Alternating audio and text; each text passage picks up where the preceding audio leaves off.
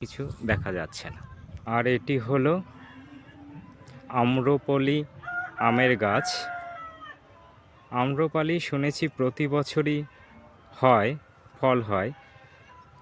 4 বছর আগে এটি আমি বিধানচন্দ্র বিশ্ববিদ্যালয় থেকে নিয়েছিলাম।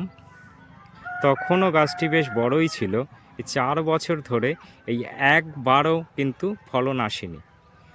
এই বিধানচন্দ্র কৃষি বিশ্ববিদ্যালয় বা বিসিকেবি থেকে আমি দুটো আমের চারা নিয়েছিলাম। একটাই মল্লিকা, একটা হচ্ছে গিয়ে আম্রপালি, আর একটা হচ্ছে গিয়ে ওইদিকে ওটা হচ্ছে হিমসাগর। দেখুন দুটো আমেরই অবস্থা দেখুন, একবারও কোনো 4 বছর ধরে কোনো ফলন আসেনি। গাছগুলো বড়ই নেওয়া হয়েছিল, তা সত্ত্বেও একবারও কোনো ফলন আসেনি।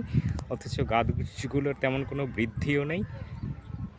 অথচ আমি এই গাছগুলোতে যে যত্ন করি ওই গাছ দুটোতেও একই যত্ন করি। অথচ দেখুন ওই গাছের কোয়ালিটি আর এই গাছের কোয়ালিটি। এই গাছগুলো বরং আমি ছোট এনেছি, একদম একটা ডাল ছিল সেরকম। বিধানচন্দ্র কৃষি বিশ্ববিদ্যালয় থেকে আমি কিছু কলা গাছও এনেছিলাম, সেগুলোও কলার ফলন ফালতু দেখাচ্ছি আমি। এই হচ্ছে বিধানচন্দ্র কৃষি বিশ্ববিদ্যালয়ের রিসার্চের কলা। 3-4 বছর পরে দেখুন কলার কাঁদি এসেছে, আর কাঁধির অবস্থা দেখুন। এই হচ্ছে গিয়ে বিধানচন্দ্র কৃষি বিশ্ববিদ্যালয়ের গাছ। অথচ আমি অন্যান্য নার্সারি থেকে যে গাছগুলি এনেছি সেগুলো আমি একই যত্ন করি। আপনারা আমার অন্যান্য ভিডিওতেও সেই গাছগুলো দেখবেন, সেগুলোর কোয়ালিটি ফলন কতটা ভালো।